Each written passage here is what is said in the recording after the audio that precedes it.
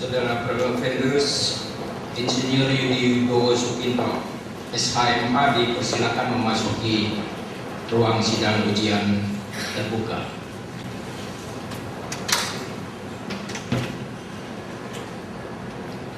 Sebelum saya membuka ujian akhir disertasi saudara, saya akan bertanya mengenai dua hal.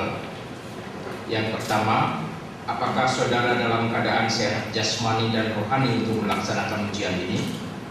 Sehat. Kedua, apakah saudara siap untuk melaksanakan ujian ini? Siap.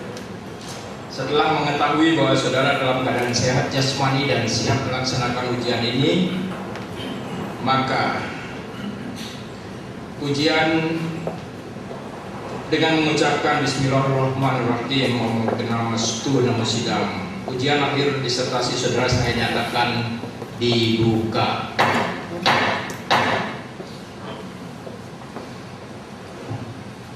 Saudara Promovendus dipersilakan untuk mempresentasikan pokok-pokok disertasi sebagai hasil dari penelitian disertasi saudara. Waktu yang disediakan 15 menit sampai maksimal 20 menit. Baik. Kalau sudah siap, dipersilakan. Perkenankanlah saya memaparkan sedikit hasil penelitian yang berupa disertasi untuk memenuhi sebagian memperoleh gelar doktor ilmu hukum yang berjudul Kebijakan Formulasi Sanksi Pidana dalam Tindak Pidana Penyelundupan di Indonesia.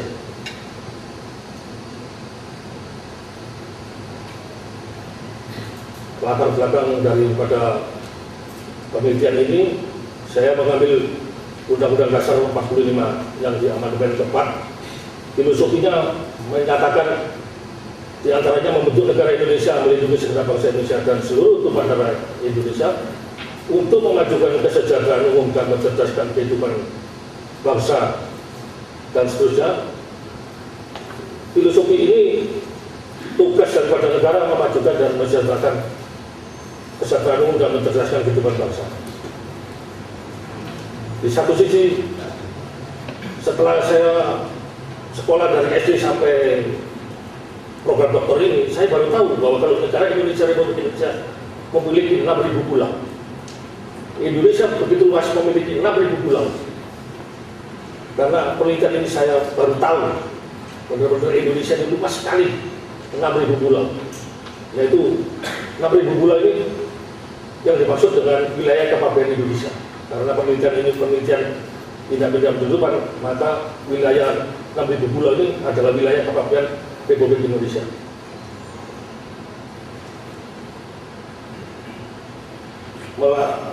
Di dalam negara ini mula-mula Indonesia dijajah Belanda, undang-undang kepabeannya berupa indise tarif IWEN tahun 1983 nomor 35 sebagaimana diubah dan ditambah RU Stablat 1882 210 ditambah lagi dengan tarif konsultasi Stablat 1920 nomor 628 regulamen atau dan regulamen A atau disebut undang-undang tarif.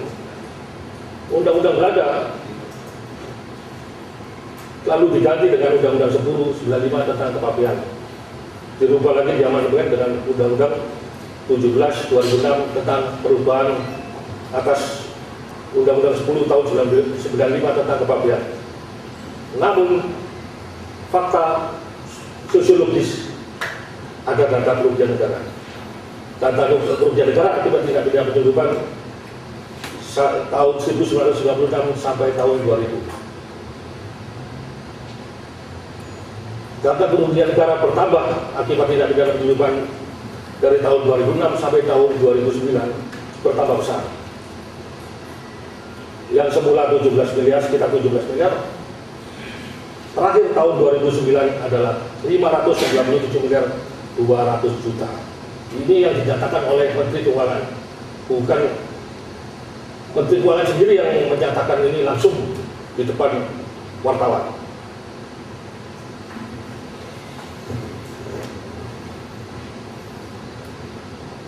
Sehingga saya tertarik untuk meneliti sanksi daripada tindak pidana penyelundupan ini. Mengapa selalu ada timbul kerugian negara dalam setiap kali ada tindak pidana penyelundupan? Adanya selalu timbul kerugian, bertambah hari bertambah besar. Apakah itu penegak hukumnya, apakah itu undang-undangnya, apakah yang tidak sesuai dengan atau tidak bisa dilaksanakan? Maka saya mencoba dengan merumuskan masalah. Rumusan masalah yang saya rumuskan adalah bagaimana bentuk formulasi sanksi tindak pidana penyelundupan menurut ketentuan undang-undang atas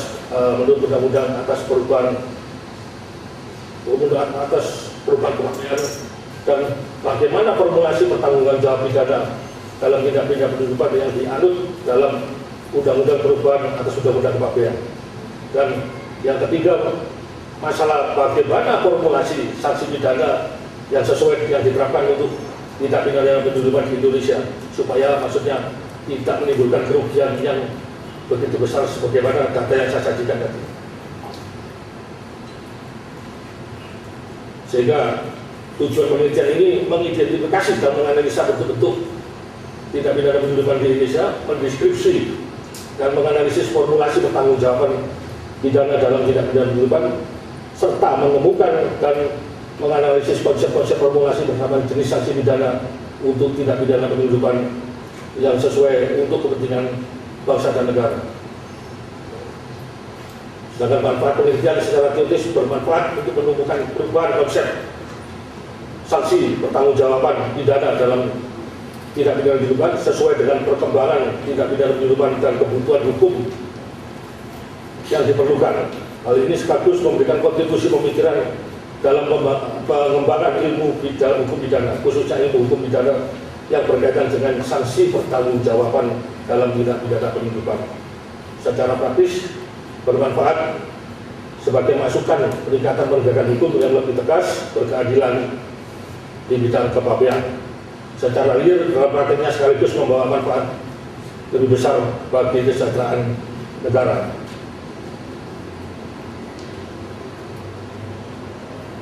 Tentang orisinalitas penelitian ini, saya tidak pernah mencontoh atau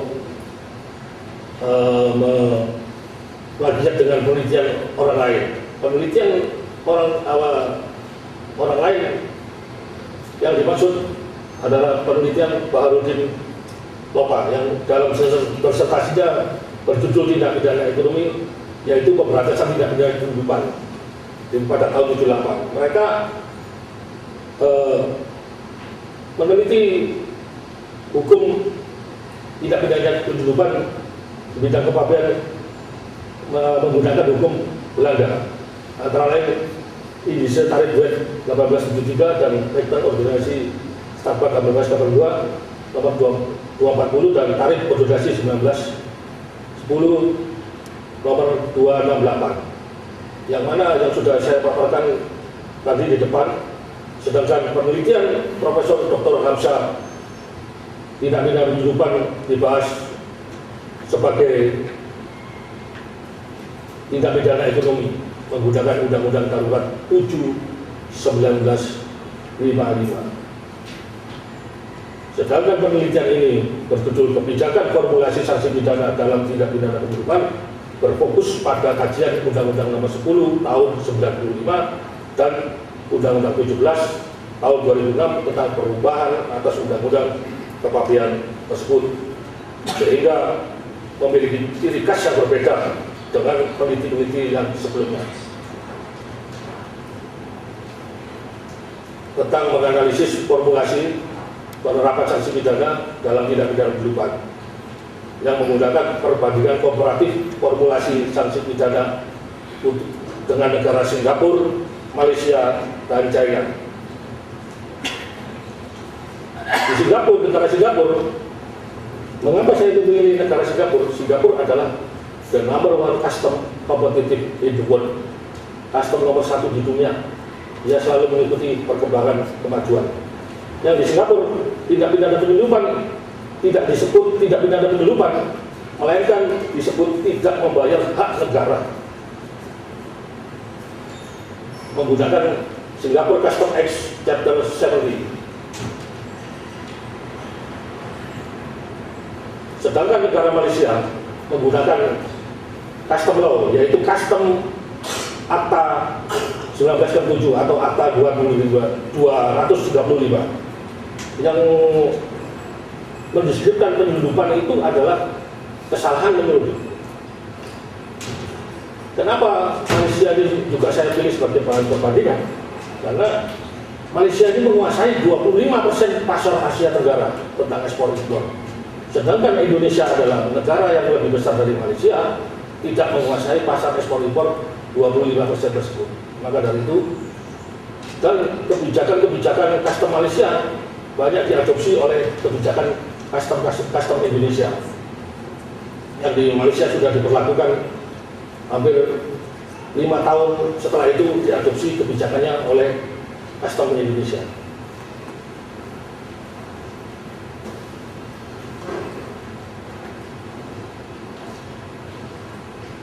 Bahwa untuk negara Cina yang saya ambil sebagai perbandingan juga, di Cina ini saat ini mengalami industri yang perubahan yang begitu besar tentang industrinya, di mana semua investor negara di dunia ini menyerbu Cina karena di Cina membuka peluang lebar-lebar untuk industri agar rakyatnya bisa bekerja, bisa makan. Bekerja dalam arti ada peluang lapangan kerja dari rakyatnya bisa makan karena penduduknya 1 miliar. Sehingga di Cina 1 tahunnya terjadi kurang lebih 7.240 semudin. Jadi ada 7.240 kasus tindak pidana penyelundupan. Maka dari itu saya ambil sebagai negara perbandingan adalah layak untuk sebagai bahan perbandingan bagaimana caranya menyelesaikan perkara tindak pidana penyelundupan di negara tersebut. Sehingga dapat disimpulkan disertasi ini tidak sama dengan peneliti yang lain atau masih original. Kajian pustaka yang saya gunakan adalah kebijakan formulasi dalam upaya pencegahan dan penanggulangan tindak pidana penyelundupan. Kebijakan menurut teorinya Gordon Nawawi, kebijakan adalah polisi atau bilik, kebijakan legislatif untuk meluruskan ulang formulasi sanksi pidana, mengatur sanksi pidana dalam tindak pidana dan bahan menyusunan kembali kebijakan legislatif. Sanksi pidana dalam KUHP dan relevansinya pidana dalam pelaku tindak penyeludupan menurut teorinya Profesor Sudarto, dan pengertian tindak pidana penyeludupan saya gunakan dengan ketentuan pidana pasal 102, 102A sampai dengan setelah 102 adalah pemberatan sampai 109 Undang-Undang Perubahan atas Kepabean, bahwa untuk kajian pustaka kerugian negara yang ditimbulkan tindak pidana penyeludupan, timbulnya kerugian negara ini adalah kekurangan uang yang nyata dan pasti jumlahnya dapat dihitung. Kalau tidak dapat dihitung bukan kerugian negara, berarti ini dapat dihitung. Ujinya ada perhitungan akibat perbuatan melanggar hukum, baik sengaja, lalai, berasal dari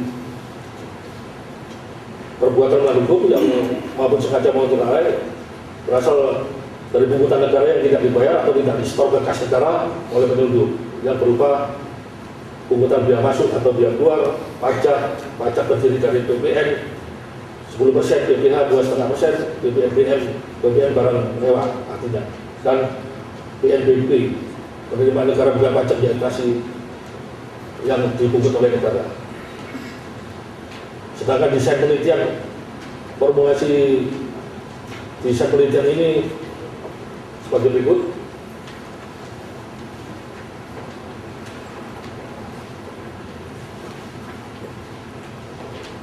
Metode penelitian yang saya gunakan adalah penelitian hukum normatif dengan menggunakan pendekatan approach menentu bahan hukum legal material, analisa statistis terhadap bahan-bahan hukum bersifat eksploratif dan kajian dalam dan penafsiran interpretatif. Pendekatan penelitian menggunakan pendekatan undang-undang, pendekatan sejarah, historical approach, dan pendekatan yang paling penting adalah pendekatan perbandingan komparatif approach. Penelitian menggunakan hukum primer, penelitian ini menggunakan bahan hukum primer dan bahan hukum sekunder. Relevansi penulis ini dikumpulkan melalui studi beberapa baik bahan hukum, baik di beberapa perpustakaan maupun penyusunan. Bahan hukum sekunder diperoleh dengan inventarisasi selanjutnya untuk digunakan bahan analisis permasalahan menggunakan sistem urutan bahan-bahan hukum secara kritis, logis, sistematis, kemudian dilakukan analisa mendalam. Sedangkan kerangka teoritis dalam penelitian ini, grand teori menggunakan teori keadilan, middle teori menggunakan teori kebijakan hukum pidana, pertanggung jawab hukum pidana, atau criminal liability, pertanggungan jawab pidana perusahaan, criminal liability corporate. Sedangkan applied teorinya bermuara kepada teori pemidanaan dan tujuan pemidanaan. Saudara Permendes bisa langsung pada hasil penelitian berfokus pada formulasi sanksi pidana dalam tindak pidana dan kemudian sampaikan kesimpulan dan saran-saran. Baik, Pak. Hasil penelitian ini berupa tindak pidana penyeludupan, hasil dan analisis, dan penelitian ini adalah disimpulkan tindak penyeludupan bisa dalam kegiatan impor dan ekspor,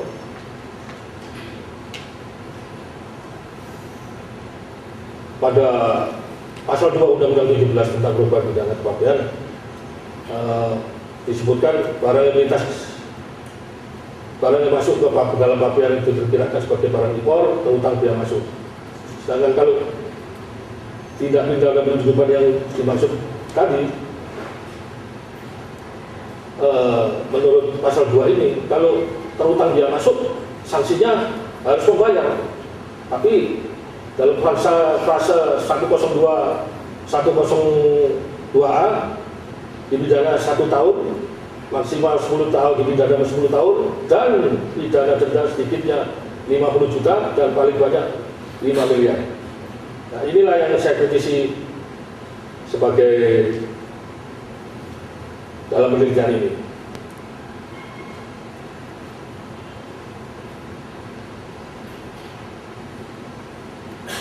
Kesimpulan di dalam penelitian ini, yang mana sanksinya menggunakan sanksi pidana kumulatif, maka inilah yang membuat kerugian negara selalu muncul.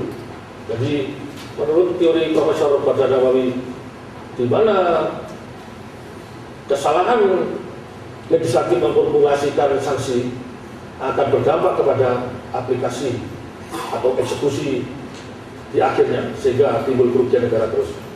Jadi setelah perbandingan dengan studi perbandingan dengan beberapa negara tersebut, maka konsep formulasi sanksi yang tepat diterapkan di negara Indonesia adalah dipidana denda membayar 2 kali dan 2 kali kerugian negara, dan paling banyak 4 kali kerugian negara, atau dipidana penjara paling singkat berapa tahun dan paling lama berapa tahun. Artinya sanksi pidana yang kumulatif tersebut dibalik menjadi sanksi pidana pemidanaan yang bersifat alternatif, karena kalau bersifat alternatif bisa pengusaha itu diberi pilihan untuk membayar sanksi pidana tersebut. Di negara Singapura, sanksi pidana denda didahulukan.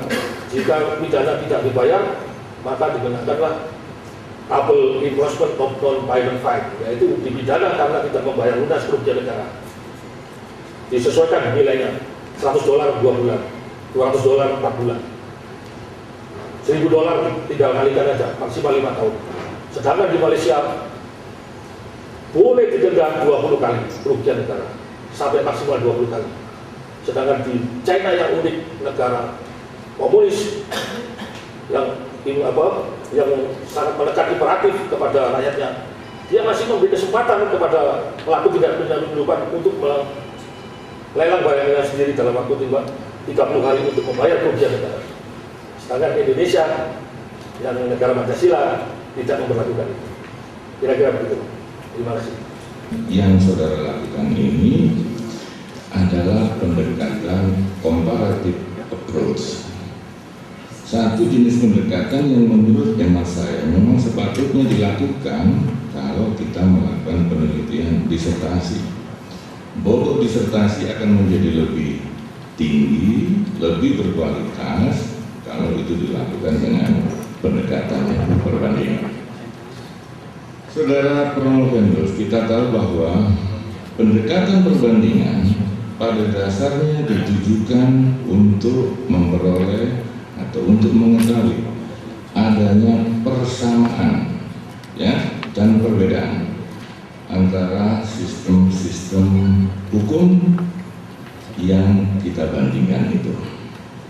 Saudara mengemukakan bahwa perbandingan saudara lakukan antara sistem hukum Indonesia, khususnya undang-undang kepabeanan kita, lebih spesifik lagi adalah tentang sanksi pidananya, dengan Singapore Custom Act, lalu juga Malaysia Custom Act, dan juga Republic of China Custom Act. Jadi ada 3 sistem hukum yang menjadi tujuan perbandingan saudara.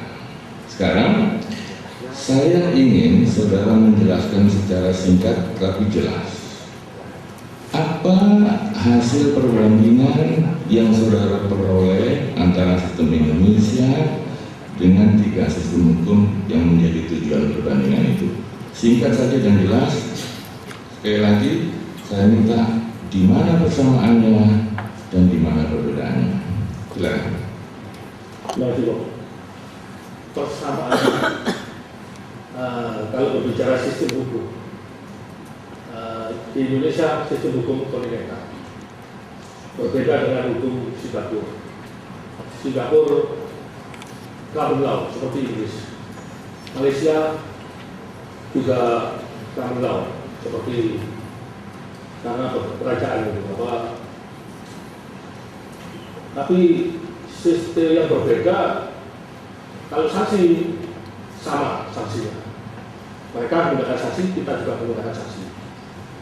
Tetapi sistem hukumannya yang berbeda. Kalau di Singapura, sistem hukumnya masalah-masalah kecil, nah itu digunakan apa? Kalau perkara kecil ada pengadilannya sendiri.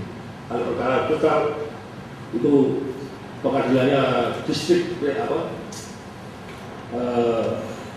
lain berbeda. Jadi kalau untuk masalah custom ini masalah besar. Jadi diadili di